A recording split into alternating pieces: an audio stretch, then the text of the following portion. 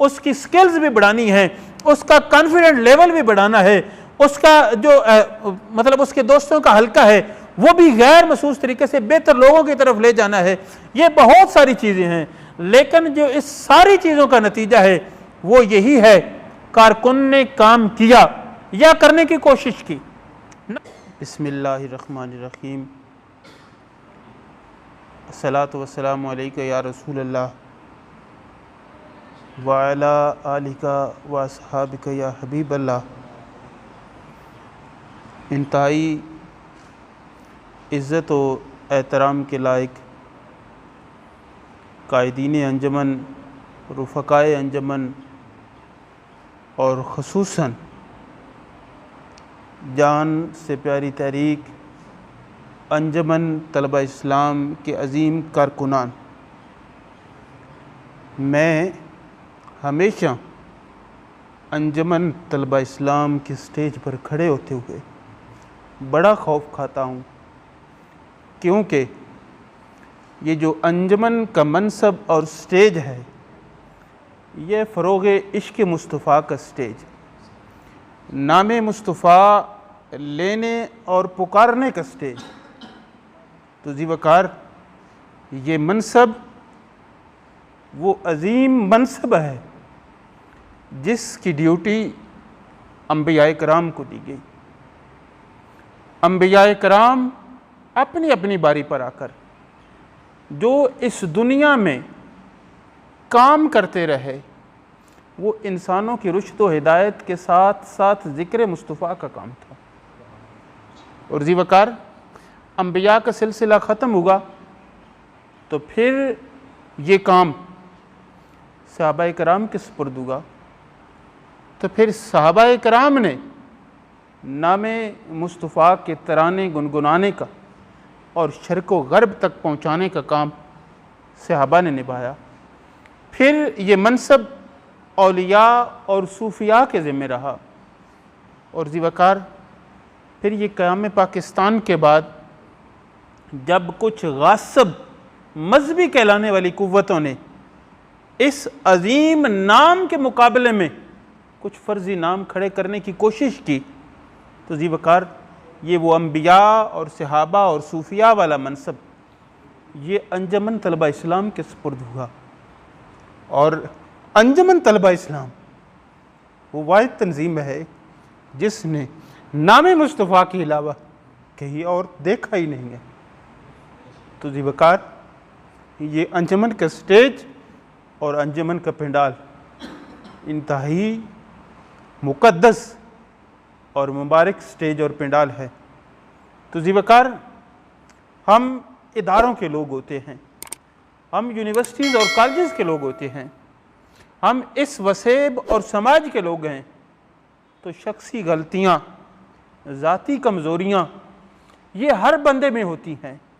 मैं ये नहीं समझता और ये तबलीग होनी चाहिए, लेकिन ये कहता भी नहीं कि बंदा बिल्कुल शफाफ हो, लेकिन एक बात ज़रूर कहता हूँ कि जब अंजमन के माहौल में, अंजमन के पंडाल में या अंजमन के ज़िक्र में या अंजमन का जो काम और मंशूर है जब इसमें आ जाएं तो फिर ये तैयारी कर ली करें कि हम उस जगह पर जा रहे हैं जहाँ पर डायरेक्ट निगाह मुस्तफ़ा हुआ करती है। तो ये जो वक्त है जो अंजमन के इस मुअत्तर माहौल में बैठे हों, तो यकीन मानिए फिर ये कभी गुमान तक ना आने देना कि हम कोई बेसहारा या लावारिस बैठे हैं। हम उन करीमों की निगाह में होते हैं जिनसे बड़ा करम इस कायनात में आया ही नहीं है। तो जी वकार इसके साथ आगे मौजू की तरफ आते हैं। तो मौजू था आज का कारकुन की तैयारी।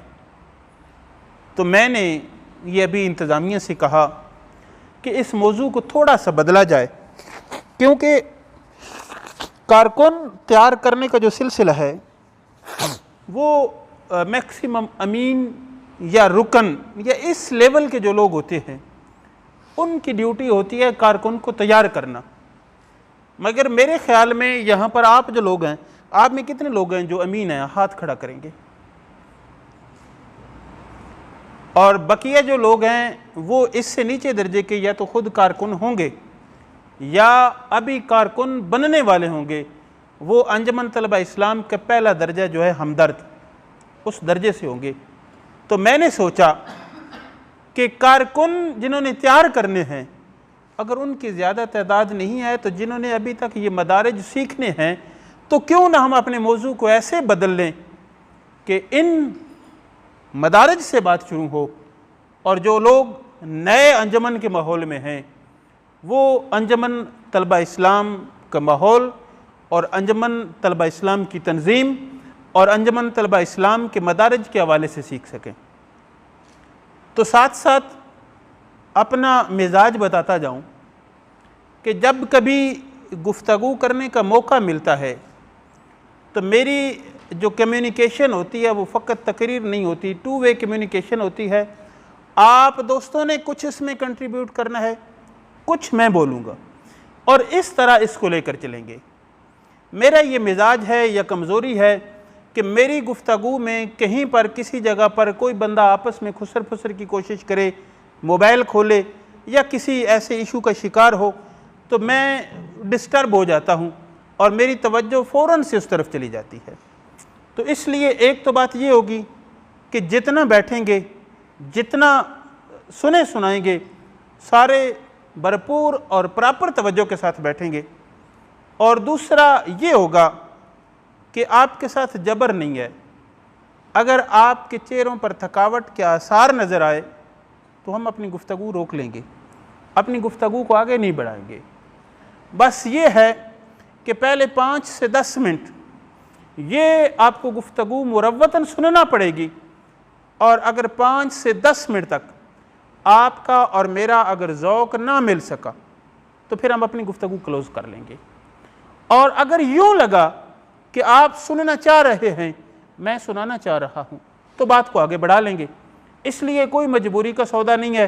तो जिन अहबाब ने बैठना है फ़्रेश होकर भरपूर तवज्जो मेरी तरफ रख कर बैठना है और हमारे वक्त की कोई कैद नहीं, आपके मिजाज के मुताबिक वक्त तरतीब पाएगा। तो बात शुरू करते हैं अंजुमन तलबा इस्लाम के मदारिज के हवाले से। तो आप दोस्तों में से किस किस को पता है कि अंजुमन तलबा इस्लाम में शामिल होने के बाद सबसे पहले बंदा क्या होता है? वो दोस्त हाथ खड़ा करेंगे। इसके अलावा बकिया सारे दोस्त अंजुमन तलबा इस्लाम के माहौल में नए हैं तो वो इस बात को समझते नहीं हैं। तो जो लोग समझते हैं वो बोलेंगे अपनी ज़बान से कि पहला दर्जा कौन सा होता है? हमदर्द होता है। तो अब बकिया लोगों को भी पता चल गया। तो अब पूरा पिंडाल इस चीज़ को बोलेगा कि अंजुमन तलबा इस्लाम का पहला दर्जा कौन सा होता है? हमदर्द होता है। तो अब ये बात आपको याद रहेगी, क्योंकि हम जितनी बात करेंगे वो इस अंदाज के साथ करेंगे कि ये बात फिर से ना करना पड़े, सदियां बीत जाएं, ये हम ज़्यादा बातें ना कर सकें, 2-4 कर लें, लेकिन जो बात हमारी इधर हो जाए वो हम इस अंदाज से कर लें कि वो बात बाद में याद रह जाए। तो पहला दर्जा कौन सा हुआ? हमदर्द हुआ। अब हमदर्द कौन सा दर्जा है कि जब अंजुमन तलबा इस्लाम के लोग अपना काम करते हैं, और अंजुमन तलबा इस्लाम का काम क्या है?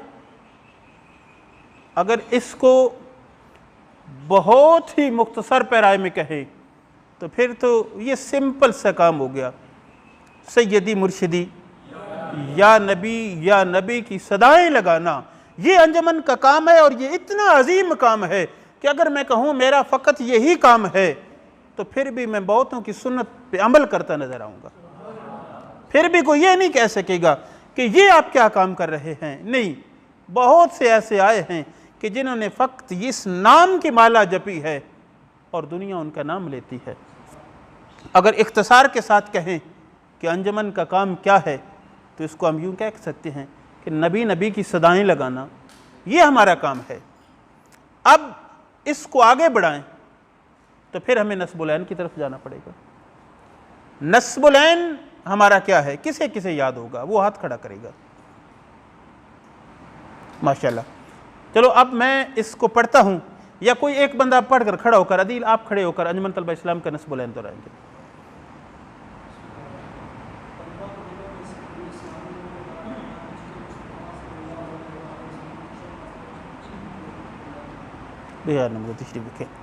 तो ये अंजुमन तलबा इस्लाम का नस्ब बुलंद है। आवाज़ सारे दोस्तों तक आ रही है ना? मैं की आखिर तक आवाज़ आ रही है? इशू आ रहा है? अच्छा, ये स्टैंड के अंदर लगा दो। वैसे अगर आवाज़ पहुंच रही है तो इसके बगैर शोर नहीं आ रहा था। पीछे तक आवाज़ आ रही थी?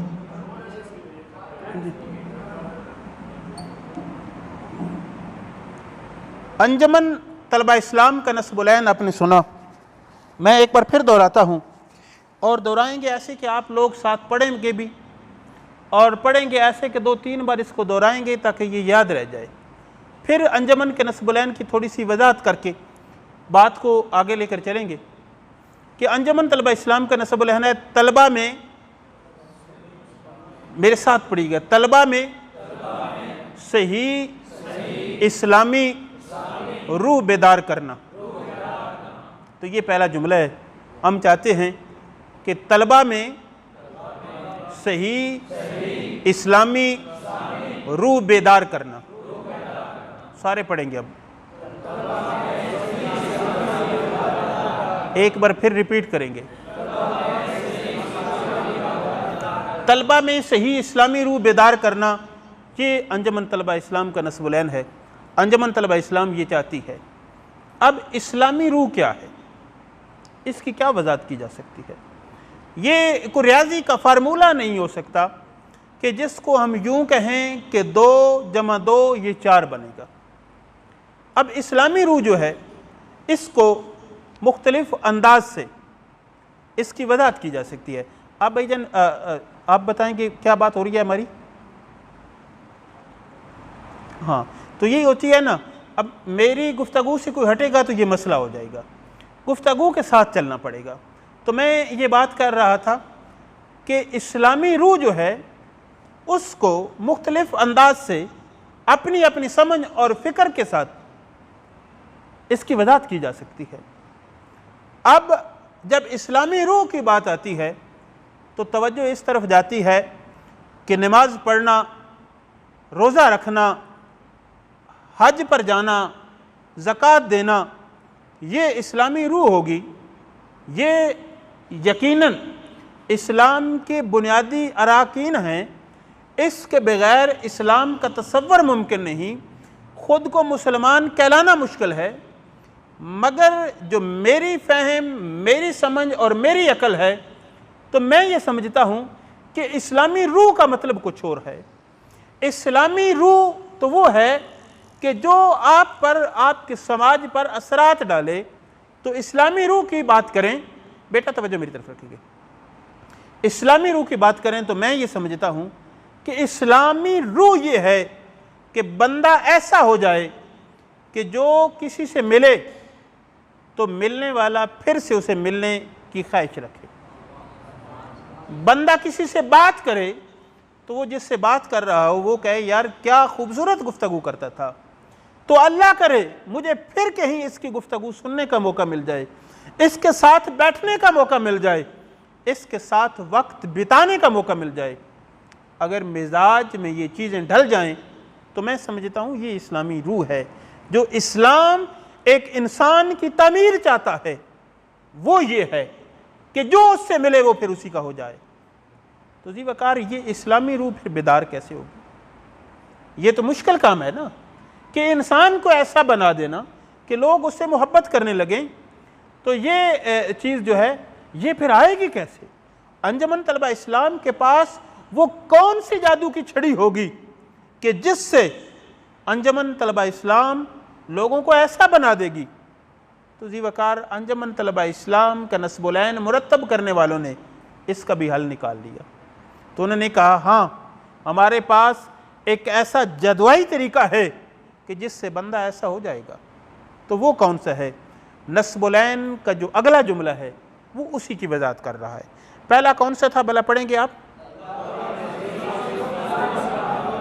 ये सबको याद है? अब जिसको नहीं याद होगा ज़रा वो हाथ खड़ा करे। तो माशाल्लाह बड़ी बात है, आप सारे लोगों ने इसको याद कर लिया। तलबा में सही इस्लामी रूह बेदार करना, वो कैसे होगी? वो ये है कि उमैर साहब आप पढ़ेंगे इससे अगला जुमला।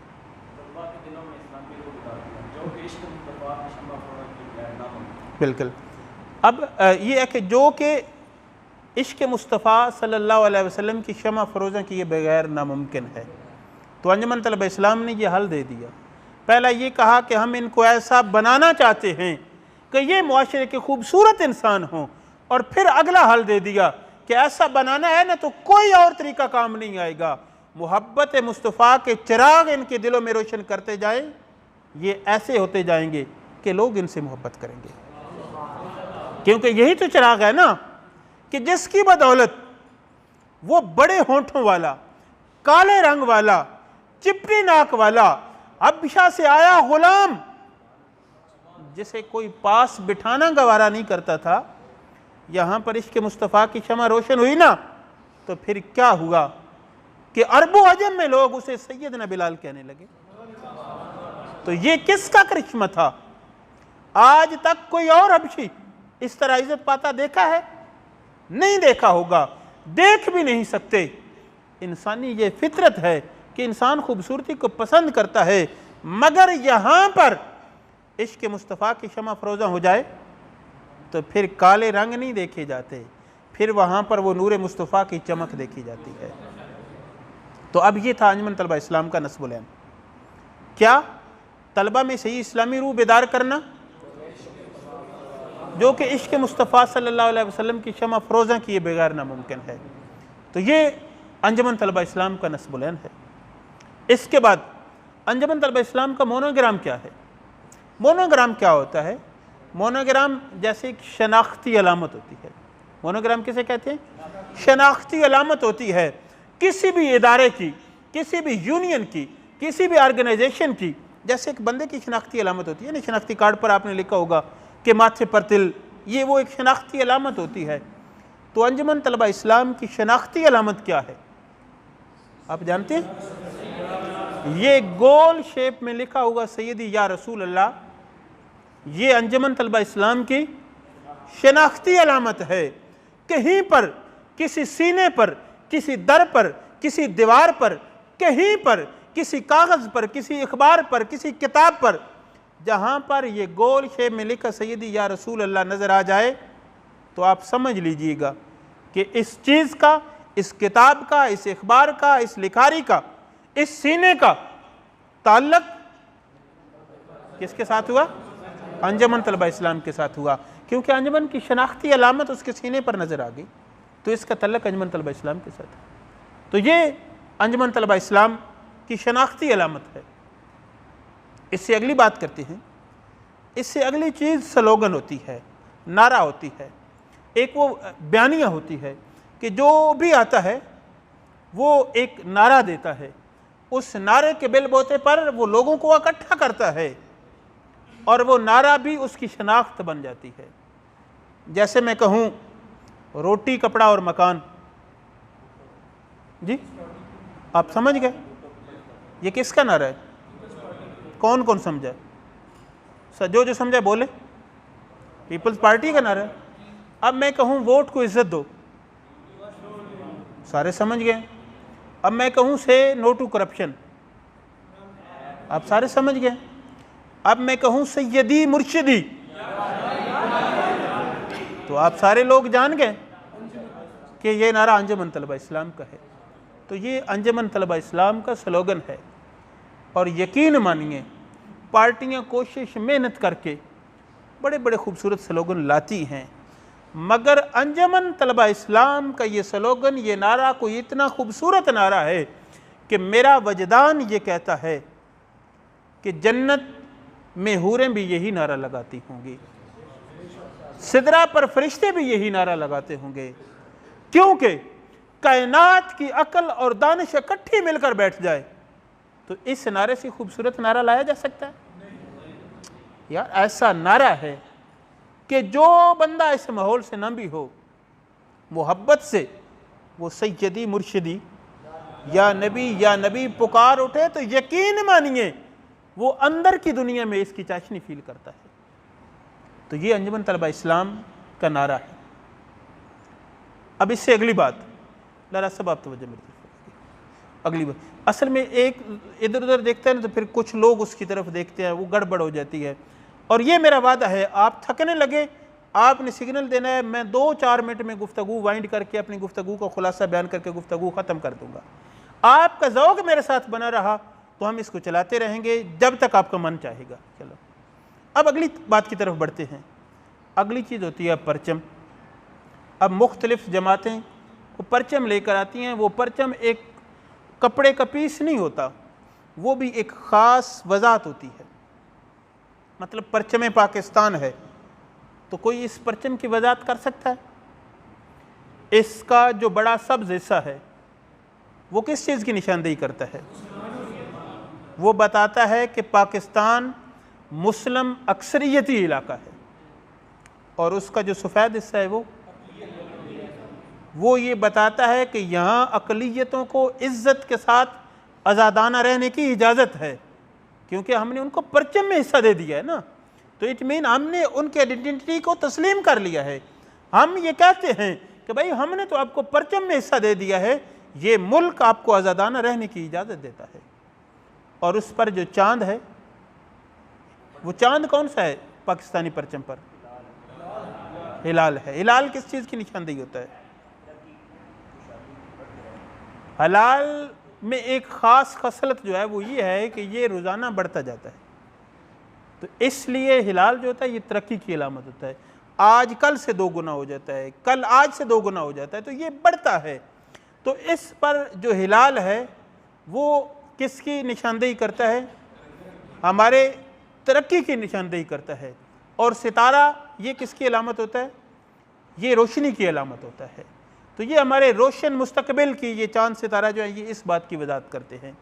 तो पाकिस्तानी परचम को अगर एक जुमले में वजाहत की जाए तो वो ये है कि ये मुस्लिम अक्सरियती इलाका जिसमें अक़लियतों को रहने की इजाज़त है, उसके रोशन मुस्तकबिल का ज़मानत है ये परचम। तो ये उस परचम की एक मुख्तसर सी वजाहत है। अब अंजुमन तलबा इस्लाम का परचम है। अंजुमन तलबा इस्लाम का परचम किस किस ने देखा है? वो हाथ खड़ा करेगा जिसने अंजुमन तलबा इस्लाम का परचम देखा है।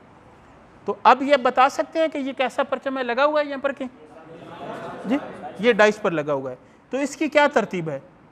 ऊपर सब्ज़ पट्टी है, दरमियान में, उससे नीचे फिर सब्ज़ है, और दरमियान में क्या है? सैयदी या रसूलुल्लाह।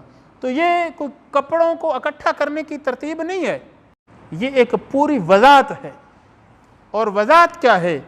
ये जो आया मुबारक है, रब्बना आतिना फिद दुनिया हसनतम व फिल आखिरति हसना, उससे लिया गया है। इसमें जो पहला सब्ज़ हिस्सा है ये किसकी अलामत है? हुस्न दुनिया की।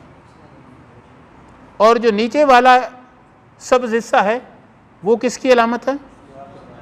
हुस्न आखिरत की। और दरमियान का जो सुर्ख हिस्सा है वो जोहद मुसलसल और खून शुदा की अलामत है। तो पहला हिस्सा किसकी अलामत है? हुस्न दुनिया। दरमियान का हिस्सा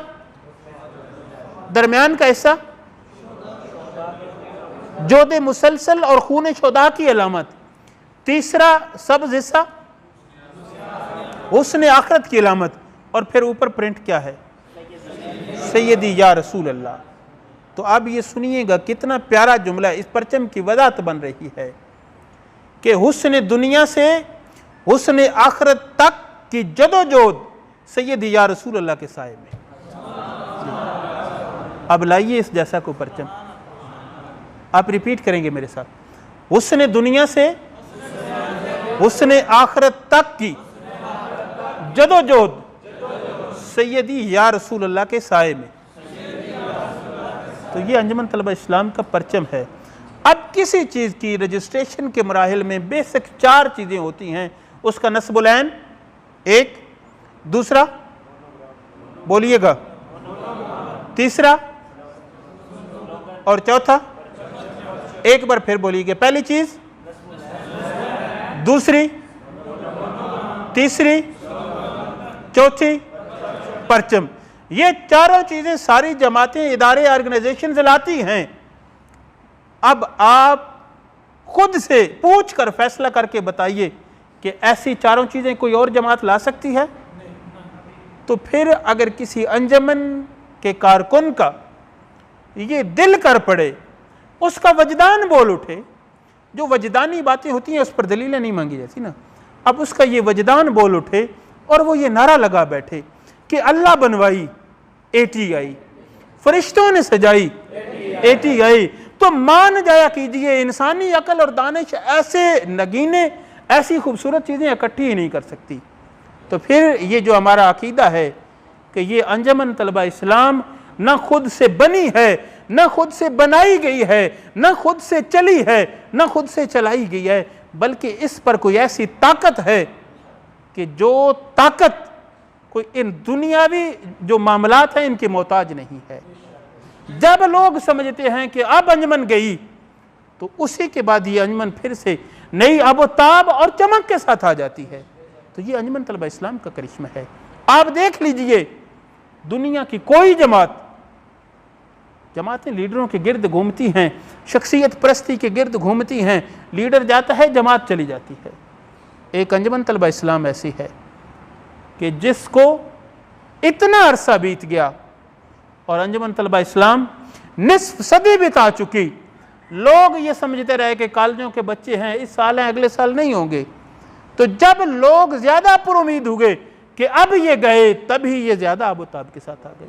सैयदी मुर्शिदी या नबी या नबी, हम है गुलाम है रसूल के गुलाम है, हम ये रसूल में मौत भी कबूल है, हो न इश्क मुस्तफा जिंदगी फजूल है। बिक का जो गुलाम है हमारा वो इमाम है, बिक का जो गुलाम है हमारा वो इमाम है, हमारा वो इमाम है, नबी का जो गुलाम है, हमारा वो इमाम है, नबी का जो गुलाम है। तक रख कबूल हो हमारा इश्क मुस्तफा, तक रख कबूल हो हमारा इश्क मुस्तफा, तक हक कबूल है हमारा इश्क मुस्तफा, तक हक कबूल है हमारा इश्क मुस्तफा। सैयदी मुर्शिदी या नबी या नबी, या नबी या नबी, सैयदी मुर्शिदी सैयदी मुर्शिदी या नबी या नबी। तो 1 मिनट में इन चीज़ों को फिर दोहरा कर ताकि आपके ज़हन में रह जाएं। इससे आगे निकलते हैं। पहली चीज़ नस्बुलैन। नस्बुलैन हमारा तलबा में सही इस्लामी रूह बेदार करना, जो कि इश्क़ मुस्तफ़ा सल्लल्लाहु अलैहि वसल्लम की शमा अफरोज़ा किए बगैर नामुमकिन है। इसमें बात किसकी है? मुस्तफ़ा करीम की। दूसरी चीज़ मोनोग्राम, शनाख्ती अलामत, सैयदी या रसूल अल्लाह। इसमें बात किसकी है? मुस्तफ़ा करीम सल्लम की। तीसरी चीज़ नारा। नारा क्या? सैयदी मुर्शिदी या नबी। इसमें बात किसकी है? मुस्तफ़ा करीम सल्लम की। चौथी चीज़ परचम। परचम आया है मुबारक की तफसीर क्या कि हुस्न दुनिया से हुस्न आखिरत तक की जदोजहद सैयदी या रसूल अल्लाह के साए में। तो इसमें बात किसकी?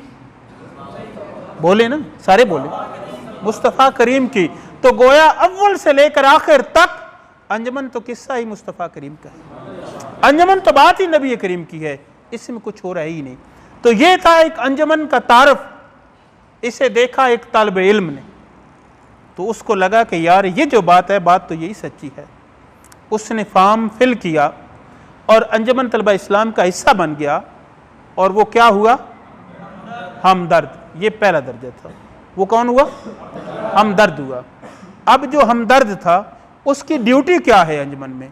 उसका काम क्या है कि वो अंजमन के प्रोग्रामों में आएगा, अंजमन की नशिस्तों में बैठेगा, अंजमन के निसाब को पढ़ेगा। ये उसकी एक ड्यूटी है कि अंजमन को देखेगा, परखेगा। और अगर वो अंजमन को ये देखता है, परखता है और इस तरह 6 महीने अंजमन के साथ चलते हुए उसको बीत जाते हैं, तो फिर अंजमन ये समझती है कि ये बंदा तो हमारा पक्का हो गया है, ये तो हमसे पक्की मोहब्बत करता है, इसको टेस्ट कर लिया जाए। अगर ये टेस्ट में खरा निकल आए तो अब इसको कारकुन बना लिया जाए। तो फिर अंजमन की ज़िली क़यादत, कौन सी क़यादत? ज़िली क़यादत, वो उससे टेस्ट लेती है। उस टेस्ट को क्या कहते हैं? कारकुन टेस्ट। जो ये टेस्ट पास कर जाता है वो कौन से दर्जे पर फैज होता है? कारकुन के दर्जे पर। कारकुन फिर कौन सा दर्जा हुआ? दूसरा दर्जा हुआ। पहला दर्जा कौन सा था? हमदर्द। हमदर्द से आगे निकला तो फिर कारकुन। अब ये वो दूसरे दर्जे पर आ गए। अब ये जो पहला दर्जा है, हर जगह पर मसाइल होते हैं ना, हर जगह के अपने मसाइल होते हैं। जब बंदा हमदर्द पर होता है ना तो उसके अंदर के मसाइल होते हैं, उसके अंदर से सवाल उठते रहते हैं, यार ये पता नहीं ठीक है ये नहीं है, यार ये इस कदर मजहबी बना देंगे तो पता नहीं क्या होगा, यार इनका जो फलां बंदा था वो अच्छा नहीं था तो पता नहीं ये कैसे होंगे।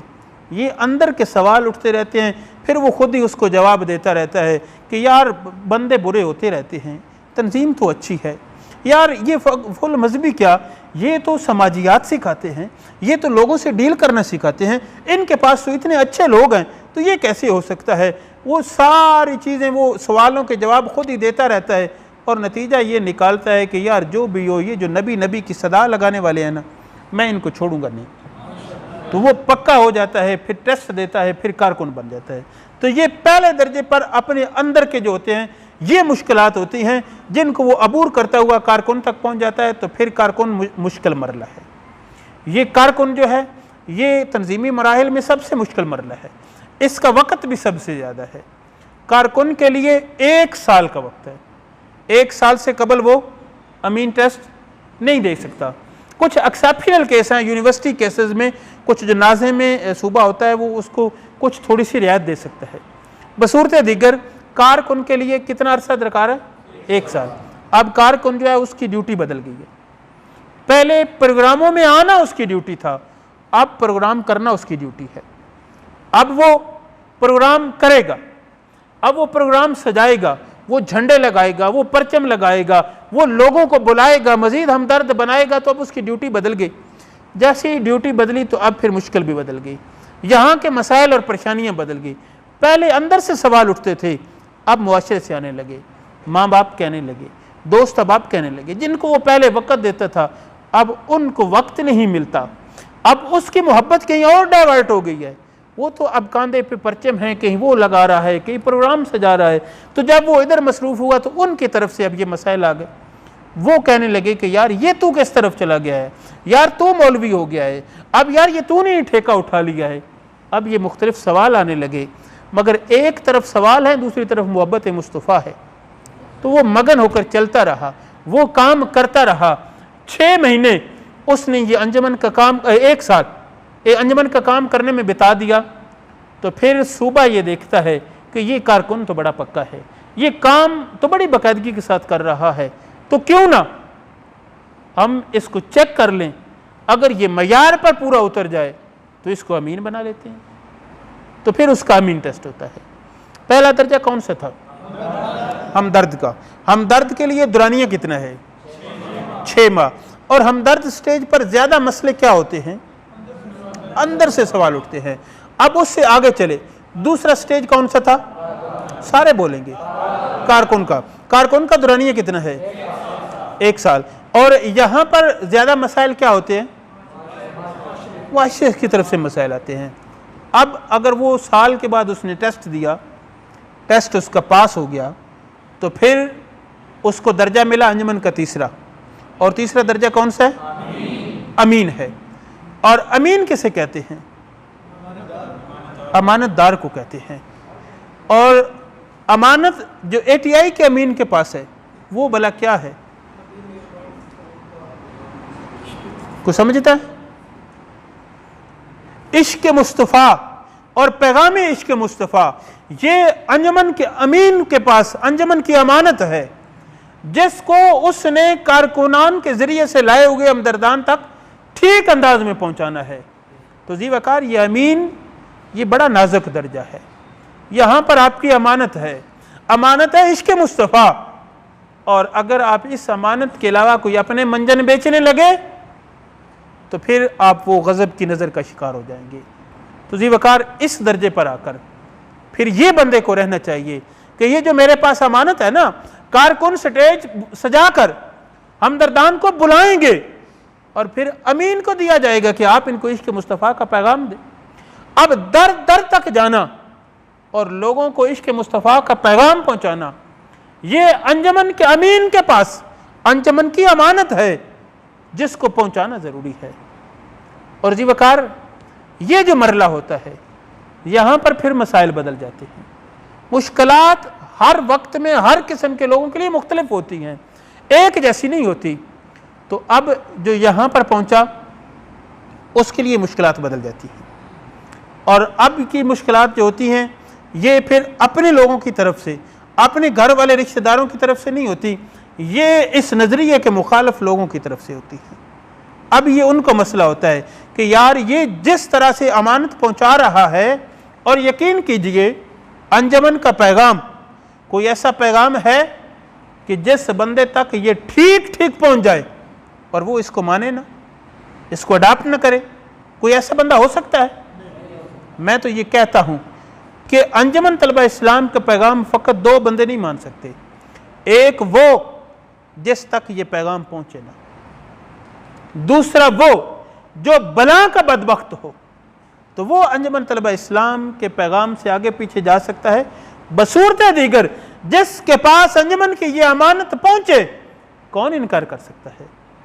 तो जी वकार, जब किसी मुखालफिन को लगता है कि ये बंदा जिस तरह अमानत आगे पहुंचा रहा है, अगर ये पैगाम पहुंच गया तो ये तो सारे लोग इसके मुस्तफ़ा में डल जाएंगे, तो फिर यहाँ पर अगयार की तरफ से मुश्किलात आती हैं, मसाइल आते हैं।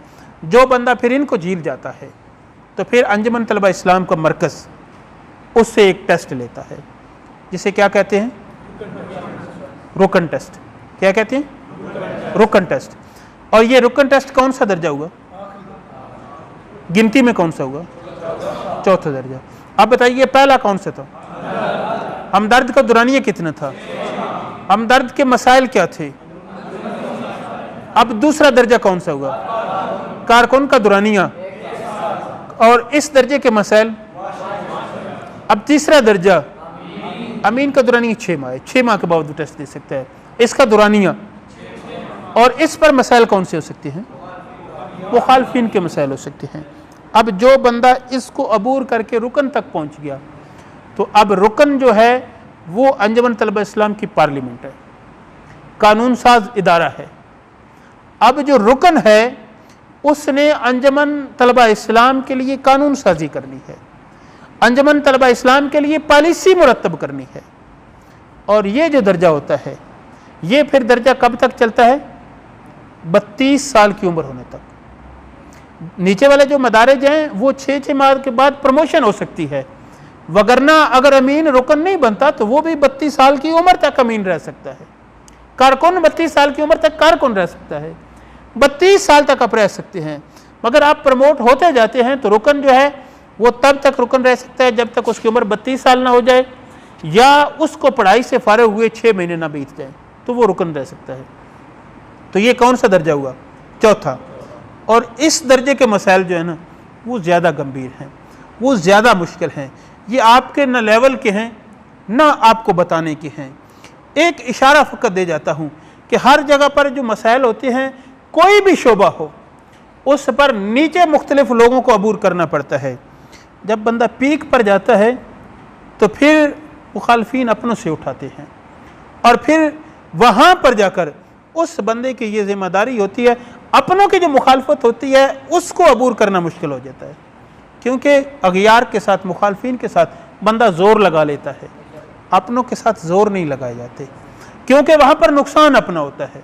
तो वहाँ पर जो अंजमन का लीडर होता है, अब उसकी जिम्मेदारी होती है कि पार्लियामेंट है, पार्लियामेंट में बहस व तकरार भी होना है, पार्लियामेंट में इख्तलाफ भी होना है, अच्छा बोलने वाले की मुखालफत भी होनी है। तो यहाँ पर फिर आकर लीडर की ये जिम्मेदारी होती है कि वो फिर जहाँ पर जोर नहीं लगाया जा सकता वहाँ मोहब्बत के साथ, अमन के साथ, प्यार के साथ ये जो अंजमन तलबा इस्लाम के करीम लोग आए होते हैं इनसे वो डिलीवर करवा ले जो ज़रूरत है। तो ये रुकन होते हैं। अब रुकन जो होता है वो 32 साल की उम्र के बाद क्या हो जाता है? रफ़ीक हो जाता है, और फिर वो ताउम्र अंजमन तलबा इस्लाम का रफ़ीक है। तो ये अंजमन तलबा इस्लाम के टोटल मदारिज कितने थे? पहला कौन सा था? हमदर्द का दुरानिया। दूसरा कारकुन का दुरानिया। तीसरा अमीन का दुरानिया, चौथा और रुकन का दुरानिया 30 साल। अब ये सिलसिला है। अब पॉलिसी बनाता है रुकन, उस अमानत को लेकर आता है अमीन, उसको मुआशरे में दिखाता है कारकुन और उसको देख कर आता है हमदर्द। इस तरह ये अंजुमन तलबा इस्लाम का साइकिल जो है ये चलता रहता है, लोग आते रहते हैं और ये काफिला जो है ये आगे बढ़ता रहता है। तो जी वकार ये अंजुमन तलबा इस्लाम के मदारिज हैं तरबियती हवाले से, तंजीमी हैसियत के एतबार से। आप दोस्तों में से तंजीमी तारफ़ करवाना किन किन को आता है?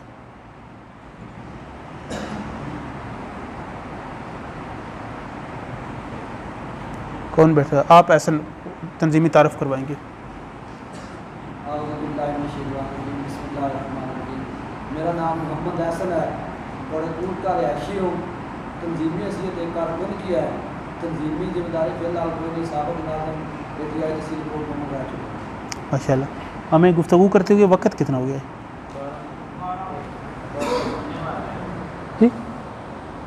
ये 12 बजे कंप्लीट करनी है ये। तो ये अंजुमन तलबा इस्लाम की तंजीमी तारफ़ है। उसमें पहले तो अपना मुकम्मल नाम और पता ये बताया जाता है। दूसरी चीज़ उसमें बताई जाती है तंजीमी हैसियत। तंजीमी हैसियत क्या है भला? ये जो 4 मदारिज हैं इनमें से जो आपका दर्जा है वो आपकी तंजीमी हैसियत है। तो इसमें तारफ़ में दूसरी चीज़ कौन सी होती है? पहली क्या थी? नाम पता। दूसरी तंजीमी हैसियत, और तीसरी चीज़ तंजीमी ज़िम्मेदारी। तंजीमी ओहदा नहीं होता, ज़िम्मेदारी। तो तीसरी चीज़ ज़िम्मेदारी। ज़िम्मेदारी क्या होती है? आप नाज़िम हैं, जनरल सेक्रेटरी हैं, जिस लेवल के हैं वो बताना है। और चौथी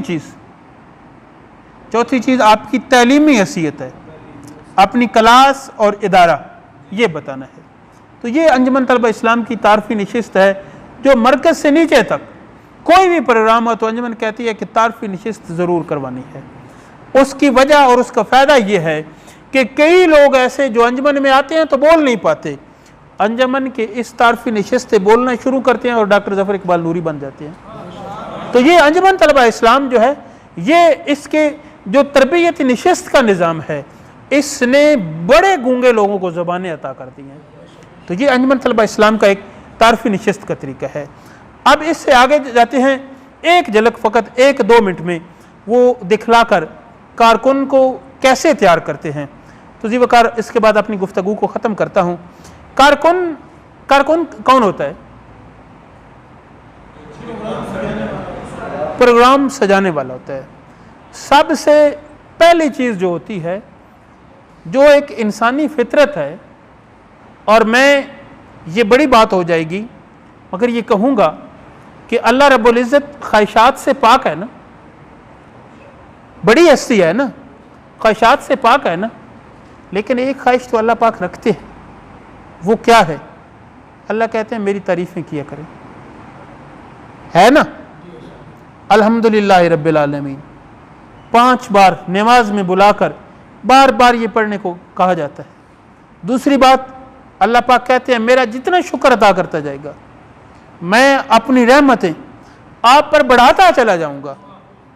तो इट मीन कि पता चला कि जो हस्ती इन सारी चीज़ों के मोहताज नहीं है, इनसे बड़ी है, इनसे पाक है, वहाँ पर भी अपनी तारीफ सुनने पर खुशी होती है।